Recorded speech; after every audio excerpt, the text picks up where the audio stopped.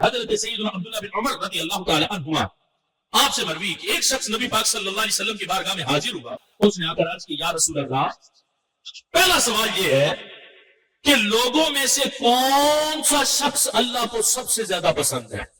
اور دوسرا سوال کیا ہے؟ اس نے عرض کی یا رسول اللہ، اعمال میں سے کون سا عمل رب کو سب سے زیادہ پسند ہے؟ نبی اسلام نے فرمایا احب الناس الی اللہ انفعهم للناس. نبی اسلام نے ارشاد فرمایا اللہ کے ہاں لوگوں میں سب سے پسندیدہ شخص وہ ہے جو لوگوں کو سب سے زیادہ نفع دینے والا ہے. اور اعمال میں سے رب کو کون سا عمل سب سے زیادہ پسند ہے؟ نبی پاک صلی اللہ علیہ وسلم نے ارشاد فرمایا وَأَحَبُّ الْأَعْمَالِ إِلَى اللَّهِ تَعَالَى سُرُورٌ تُدْخِلُهُ عَلَى مُسْلِمٍ.